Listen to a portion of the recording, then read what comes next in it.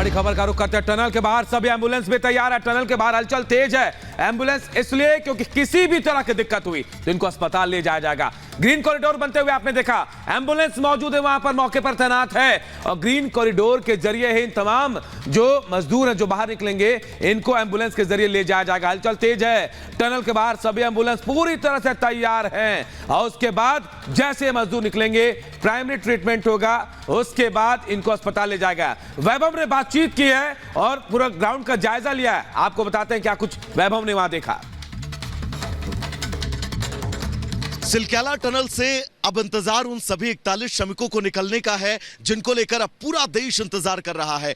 हम इस वक्त टनल के ठीक बाहर जो पार्किंग एरिया है वहां पर तमाम एम्बुलेंस जो तैनात कर दी गई हैं उनके पास मौजूद हैं। एक बार संतोष आप तस्वीर दिखाएगा आपको। लाइन से तकरीबन इस पार्किंग एरिया में 7 से 8 एम्बुलेंस जो है वो मुस्तैद नजर आएंगी। साथ ही यहां से तकरीबन 10 किलोमीटर दूर 30 से 35 एम्बुलेंस ऐसी हैं जिनको पूरी तरह से मुस्तैद कर दिया गया है। हमारे साथ EMT जो है वो जुड़े हुए हैं। आपसे सर मैं जानना चाहूंगा अब तक क्या कुछ तैयारियां जो है वो इस एम्बुलेंस में की गई हो और किस तरह से अलर्ट रहने के लिए आपको कहा गया है।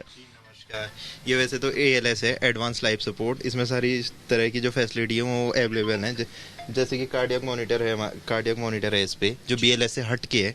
कार्डियक मॉनिटर है, AD पैड्स हैं, वेंटिलेटर है, सिरिंज पंप है।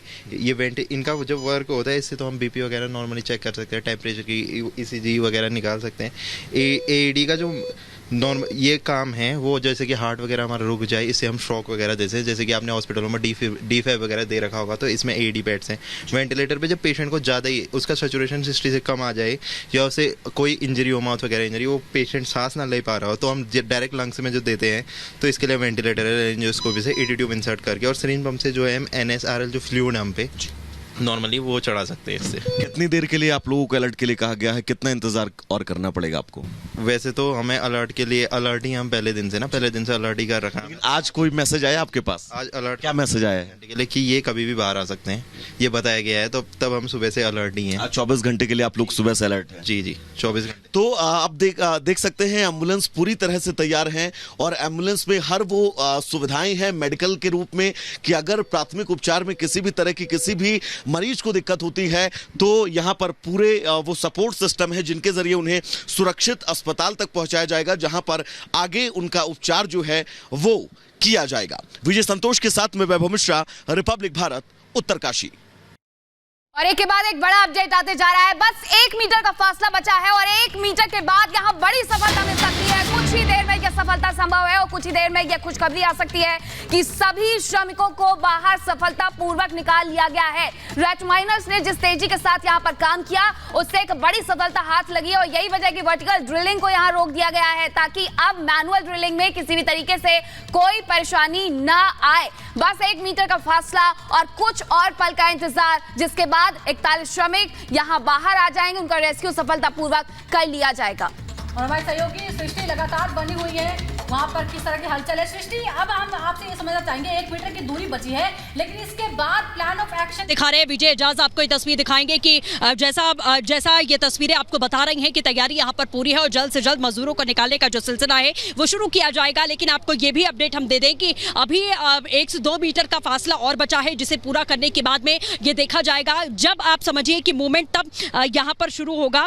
आपको बता दें मूवमेंट तब यहाँ पर शुरू होगा जब NDRF के हमारे जो जवान यहाँ पर मौजूद हैं वो जब अंदर चले जाएंगे तब आप समझ लीजिए कि रेस्क्यू ऑपरेशन में एक बड़ा ब्रेक थ्रू मिल गया है, क्योंकि आगे का काम वो NDRF का ही है। जब NDRF अंदर जाना शुरू हो जाएगी उसके बाद आप ये समझिए कि ये जो कोशिश है वो सफल हुई और जो ब्रेक थ्रू की बात यहाँ लगातार की जा रही थी वो पूरी हुई। तो जब तक NDRF का मूवमेंट यहाँ पर नहीं होगा तब तक आप समझिए कि अभी अंदर काम चल रहा है, क्योंकि सिर्फ पाइप को पुश करने का ही काम नहीं है बल्कि मलबे को वहां से बाहर खींचकर निकालने का भी काम है। और वो 56 से 57 मीटर तक की पाइप है, उसमें से किसी तरीके से मलबा जो है वो हमारे जो रैट माइनर्स है वो निकालेंगे। तो मलबा निकालने में भी समय लगता है। मलबा ऐसे बहुत आसानी से नहीं निकलता, भारी भरकम मलबा है, उसे निकालने में भी एक समय लगेगा। तो आप ये अभी तक मान के चलिए कि 2 से 3 घंटे का टाइम अभी लगेगा अगर पाइप अंदर पहुंच भी जाता है तो भी, क्योंकि उन्हें हेल्थ चेकअप होगा। उसके बाद जैसा बताया जा रहा है कि स्ट्रेचर्स तैयार किए गए हैं, पूरे 41 स्ट्रेचर्स, उससे ज्यादा भी तैयार किए गए हैं कि अगर कोई जरूरत पड़ती है तो स्ट्रेचर्स के थ्रू एक एक को बाहर निकालना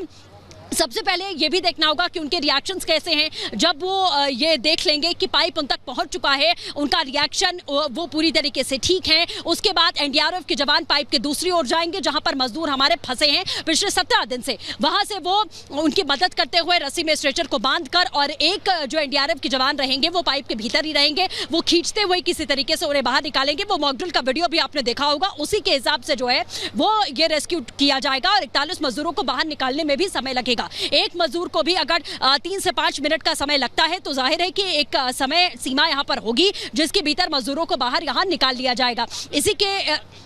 इसी के साथ आपको ये भी बता दें कि जो ऑफिशियल सिचुएशन है वो आपको 1 बजे क्लियर हो जाएगी, क्योंकि 1 बजे जो है प्रेस कॉन्फ्रेंस होने वाली है पीसी के बाद।